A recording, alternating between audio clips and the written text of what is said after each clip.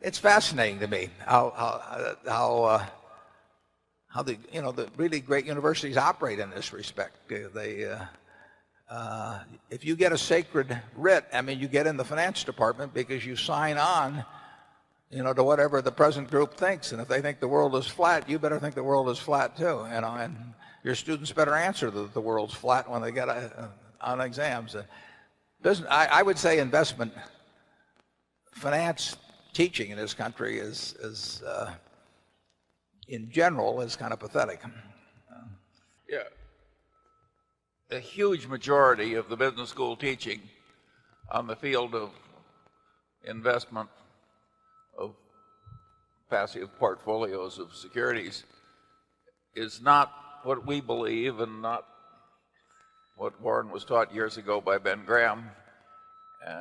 They're just little pockets of our attitude left. There's one at Stanford, Jack McDonald. Yeah, sure. And that's graduate school. It's graduate school. Yeah. And what's interesting about that is I think it's the most popular course in the whole Stanford Business School. They've got some kind of a bidding system. And yet I asked Jack how he felt, and he said he felt lonely. He's got the most popular course, but in the whole professoriate dealing with investment matters, the Jack McDonalds are a little clan of their own in a side pocket, so to speak. Now they're right, and they can take whatever consolation they get from that. But mostly, if you go to business school, you will learn a lot of things we don't believe. I mean, what you really want a course on investing to be is how to value a business. That's what the game is about. I mean, if you don't know how to value a business, you don't know how to value a stock. And if you look at what is being taught, I think you see very little of how to value a business. And the rest of it is playing around maybe with numbers or, Greek symbols or something of the sort. But it doesn't do you any good. I mean, in the end, you have to decide, whether you're going to value a business at $400 million or $600 million or $800 million. And then you compare that with the price. And that's what investing is. And I don't know any other kind of investing, basically to do. And that just isn't taught. And the reason it isn't taught is because there aren't teachers around, who know how to teach it. I mean, they don't know themselves. And since they don't know themselves, they teach something that says nobody knows anything, which is the efficient market theory. And if I didn't know how to do it, and if I ever teach physics, I'm going to come up with a theory that nobody knows anything, because it's the only way I can get through the day, Well, I think the business schools do a pretty good job when it comes to accounting, or personnel management, or there are a whole lot of subjects I think they do quite well with, but they miss one enormous opportunity. If you learn to think intelligently about how to invest successfully in businesses, you'll become a much better business manager than you will if you aren't good at understanding what's required for successful investment. So they're missing a huge opportunity to improve the management profession by doing such a lousy job in teaching investment. Yeah, see, Charlie and I see CEOs all the time who in a sense don't know how to think about the value of businesses they're acquiring, and then so they go out and hire investment bankers, and guess what? The investment banker tells them what to do. Tells them to do it because they get 20x if they do it and X if they don't do it, and guess how the advice comes out. So it's when a manager of a business feels helpless, which he won't say out loud, but inwardly feels helpless in the question of asset allocation, you've got a real problem. And they have not gone to business schools that have given them any real help, I think, in terms of learning how to think about valuation in businesses. And that's one of the reasons that we write and talk about it some, because there's a gap there. The priesthood, say 30 years ago, for example, or 40 years ago, in terms of efficient market theory, they they strayed pretty far, in our view, from the reality of investing. And I would rather have a person, if I could hire somebody among the top 5 graduates of number 1, 2, or 3 of the business schools, and my choice was somebody that was bright, but had chapter 8 of The Intelligent Investor. Absolutely, it just was natural to them. They had it in their bones, basically. I take the person from chapter 8. This is not, what we do is not a complicated business. It's got to be a disciplined business, but it does not require a super high IQ or anything of the sort. And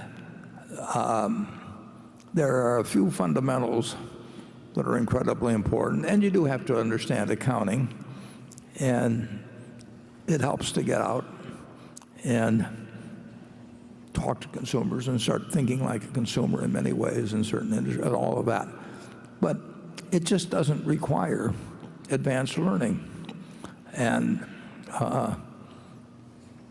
I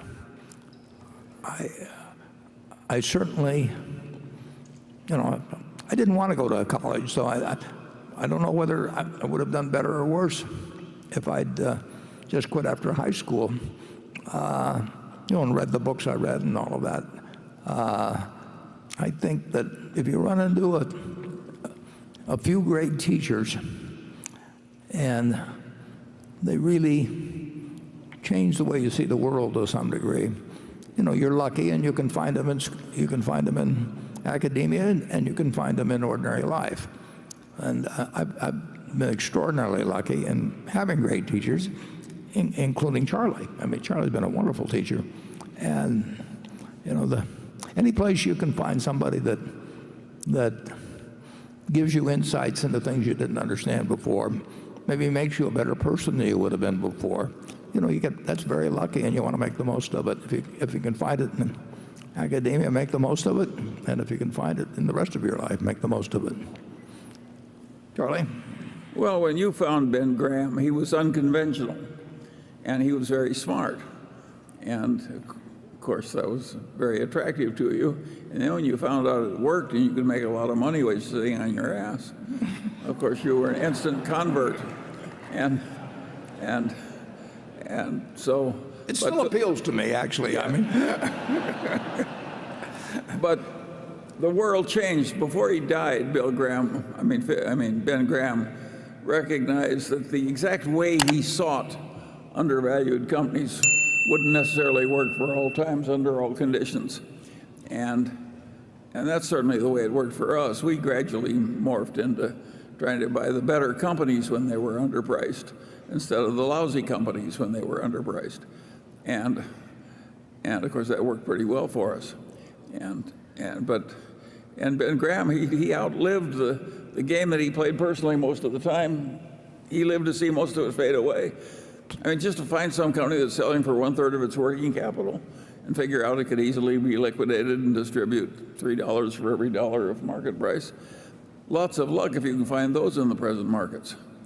And if you can find them, they're so small that Berkshire wouldn't find them of any use anyway. So we've had to learn a different game, and that's a lesson for all the young people in the room. If you're going to live a long time, you have to keep learning. yeah. What you formerly knew is never enough. So if you don't learn to constantly revise your earlier conclusions and get better ones, why, I always use the same metaphor. You're like a one-legged man in an ass-kicking contest. Yeah. If anybody has suggestions for another metaphor, send them to me. Graham, incidentally, one point, important point, Graham was not scalable. I mean, you could not do with really big money. And when I worked for Graham Newman Corp., here he was, the dean of all analysts, and he was an intellect above all others around that time. But the investment fund was $6 million, and And the partnership that worked in tandem with the investment company also had about $6 million in it. So we had $12 million we were working with. Now you can make adjustments for inflation, but and everything. But it was just a tiny amount. It wasn't really scalable. And the truth is, Graham didn't care because he really wasn't interested in making a lot of money for himself. So it had no reason to want to find something that could go on and become larger and larger. So the utility of Chapter 8 in terms of looking at stocks as a business is of enormous value. The utility of Chapter 20 about a margin of safety is of enormous value. But that's not complicated stuff. I finally figured out why the teachers of corporate finance often teach a lot of stuff that's wrong. When I had some eye troubles very early in life, I consulted a very famous eye doctor. And I realized that his place of business was doing a totally obsolete cataract operation. They were still cutting with a knife after better procedures had been invented. And I said, why are you in a great medical school performing absolute obsolete operations? He said, Charlie, it's such a wonderful operation to teach. Well, that's what happens in corporate finance. They get these formulas, and it's a fine teaching experience. You give them a formula, you present the problem, they use the formula. You get a real feeling of worthwhile activity. There's only one trouble, it's all balderdash. Yeah, whenever you hear a theory described as elegant, watch out. Right.